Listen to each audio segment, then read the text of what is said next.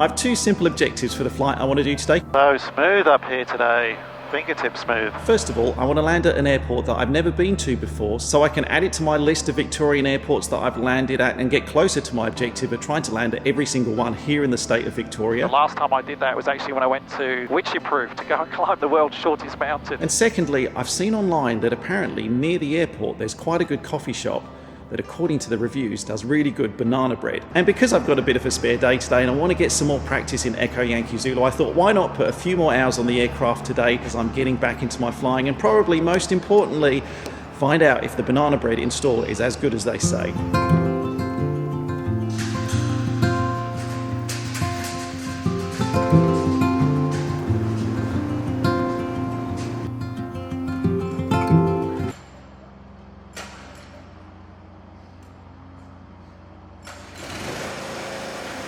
Morabbin, General Avation, Papa.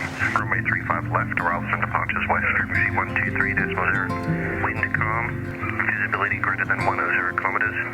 Cloud overcast 3,600, temperature 12, QNH 1024. The first class service clear on door town, notify receipt of Papa.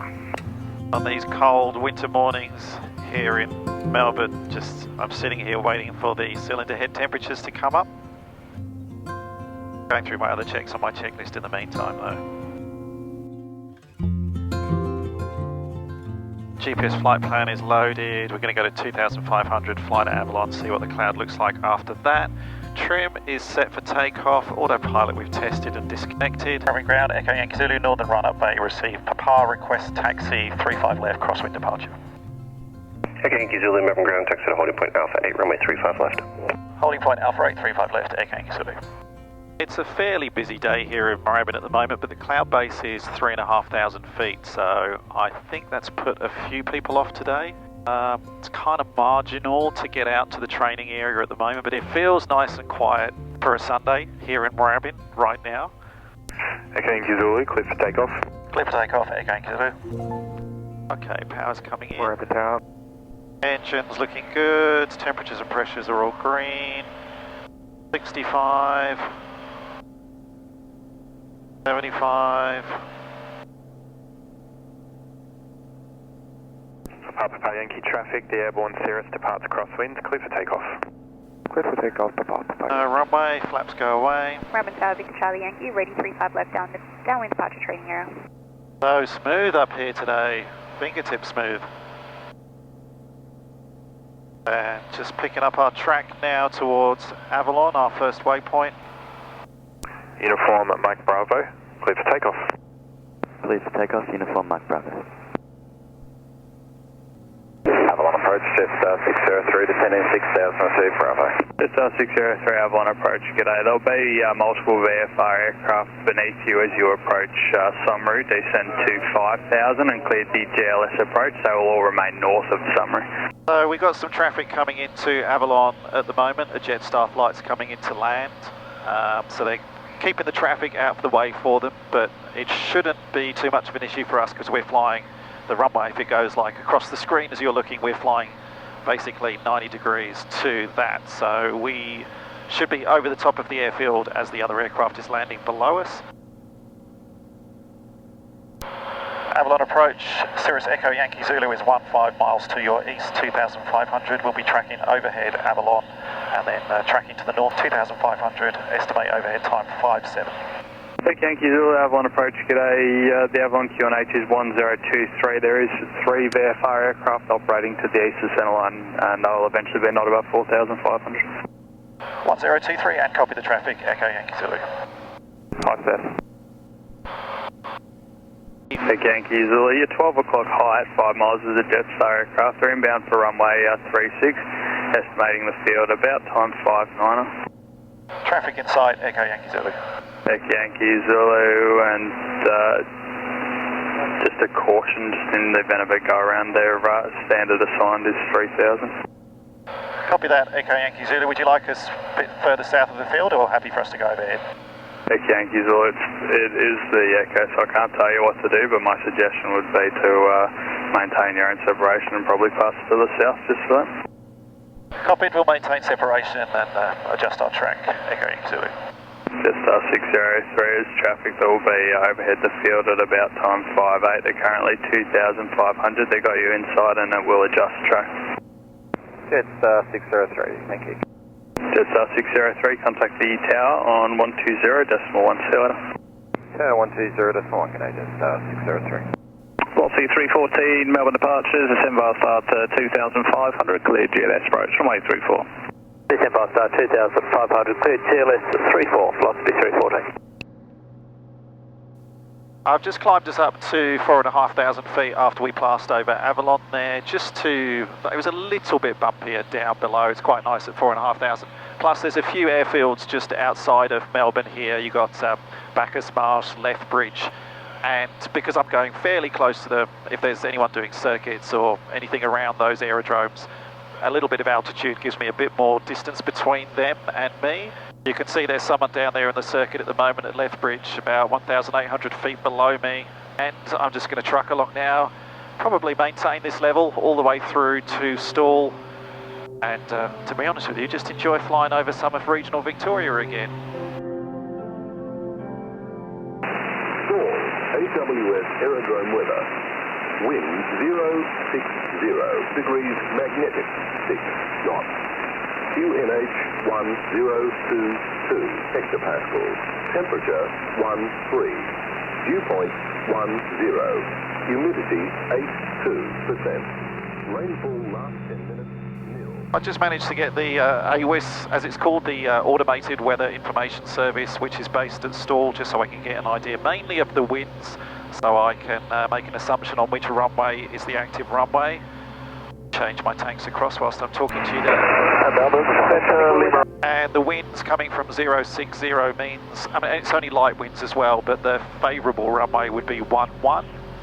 So just planning ahead, I think I'm going to fly over the aerodrome, basically join a crosswind leg for runway 11, so make a left turn for downwind, a left turn for base, and then another left turn to join final for runway 11. I'll listen out to the area frequency in the meantime, just in case anyone else is in the circuit doing something different.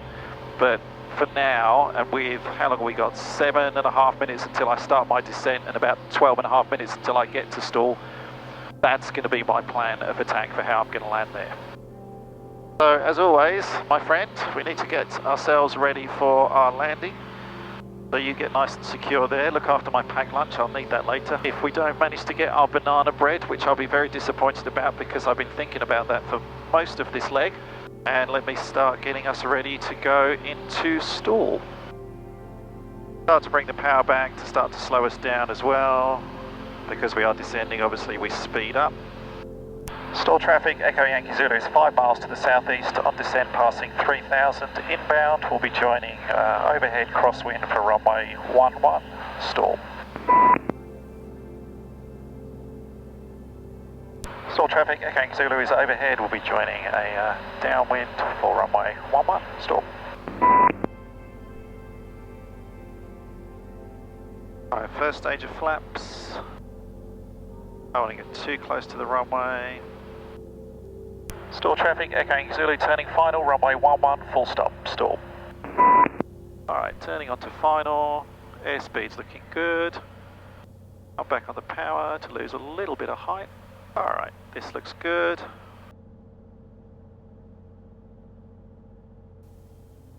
And runway's made, power comes back.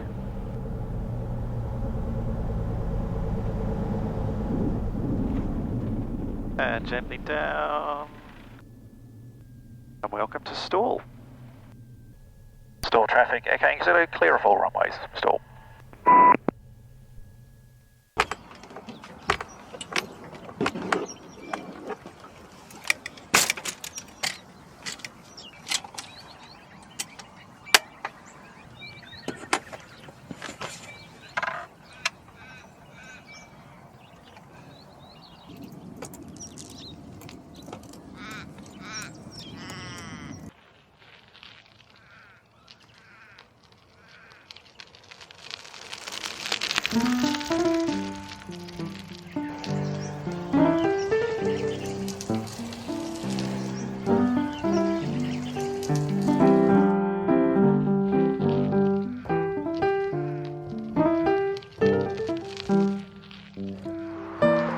Can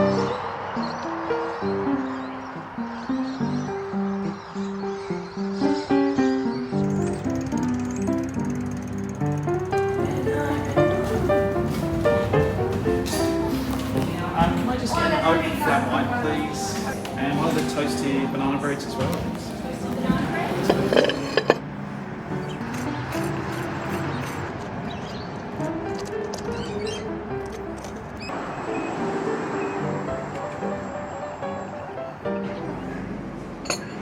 It probably would be remiss of me whilst I'm here in Stawell in regional Victoria, after I finish my banana bread, of course, not to visit somewhere else here in this town. That's probably the main reason why a lot of people here in Australia know the name Stawell.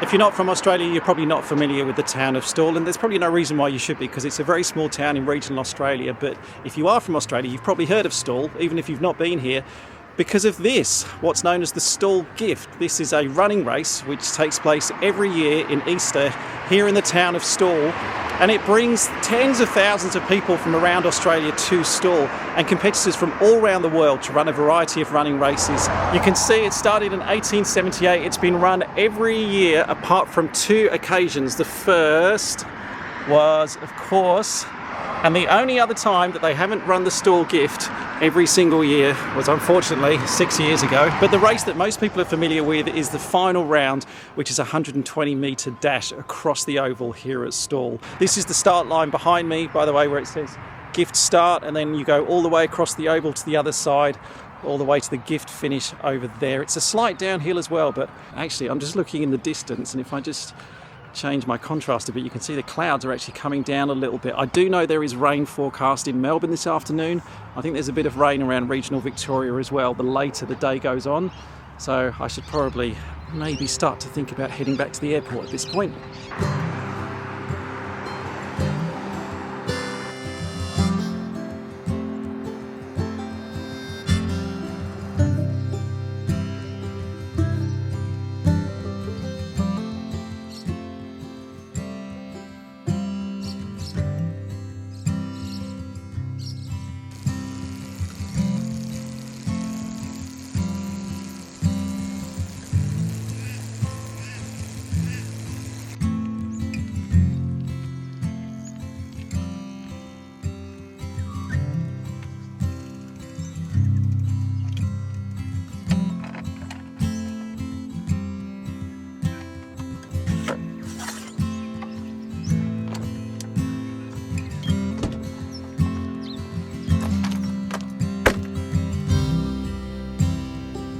Stawell traffic, Echo Yankee Zulu is taxiing for a departure runway 11, Stawell.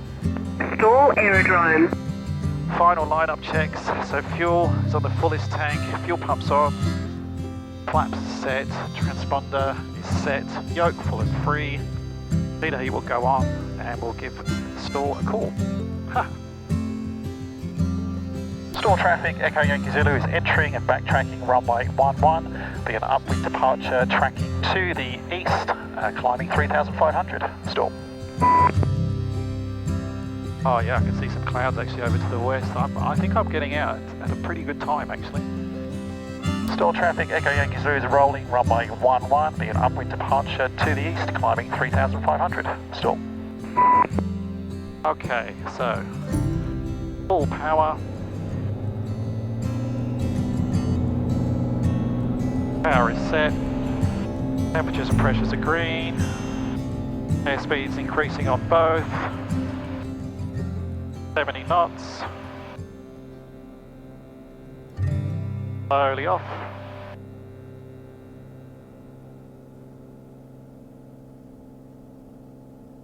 runway, flaps go away. Stawell traffic, Echo Yankee Zulu, departed time 55, passing 2,000, climbing 3,500, tracking to Ararat. Stawell traffic. Very interested to see what happens with these clouds. 1,000 to go. I think we'll be just under them.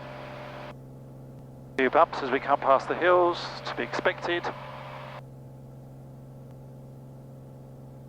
And leveling at 3,500, actually that should work out very nicely. I don't think we could have gone much higher than that. Now that we've got past the hills behind me, it's actually quite clear up here. It's smooth, I should say, at 3,500 feet. So I think I'll probably stay at this level. There's a little bit more low cloud between me and Avalon, so it kind of makes sense to stay here whilst it's smooth, and we have a little bit of a tailwind, and visibility is pretty good out in front of us. No point climbing up because we are going to be over Avalon in about 25 minutes, and I just have to descend again anyway. That also, I've just realised, that's the first time I've done a flight in Echo Yankee Zulu to another airfield, got my bike out, Jetstar A320, contact Melbourne approach and gone exploring in a regional town since my medical clearance came back. So for me, the last time I did that was actually when I went to Witchyproof to go and climb the world's shortest mountain. And trips like this are really why I wanted to get into general aviation. I love the flying, I've always said that, but the places that it can take you to, and the fact that I can just on a Sunday afternoon go and explore a town that I've been interested in, but I probably would never bother driving out to. Just the privilege of being able to jump in a plane and go out and discover it that way, and jump on your folding bike and cycle to a cafe, go and see where they hold the richest foot race in Australia. Is such a reason, it's kind of the main reason why I wanted to get into general aviation in the first place. Always had this fascination with exploring, and I know I'm such a lucky guy. I'm so lucky that I'm back here again, able to do it in this wonderful aircraft, and yeah, I really am going to make the most of this period of my life now and not take for granted how fortunate I am to be flying again and back doing the thing that I love. Over the top of Avalon Airport now, there is a China, I think it's a China Airlines flight, or would it be China Eastern? Yeah, China 165, speed 210 knots or less. China 165. Speed 210 knots or less at China 165. So they're coming in on the RMP to the runway that's directly below me at the moment. Got another aircraft coming from the city, the opposite direction to me at 2,500 at the moment, so there's quite a bit of traffic coming across Avalon's airspace right now. But as it stands, we're still, it's Class E, so it's not unrestricted, but it's Class E, uncontrolled airspace for me as a VFR flight. What information do we have? Information Sierra of Morabbin. Morabbin Tower, Echo Yankee Zulu is at Bay West 1,500, inbound with Sierra. Yankee Zulu, Morabbin Tower, g'day, join base runway 35 left. Join base 35 left, Echo Yankee Zulu. A little bit high, so we'll come down on the power.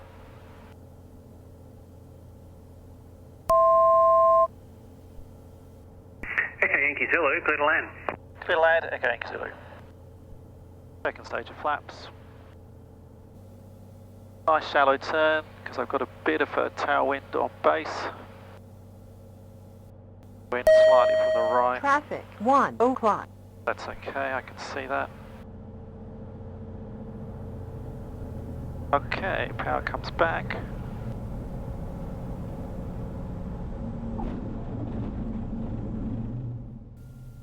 And come off on Alpha 3.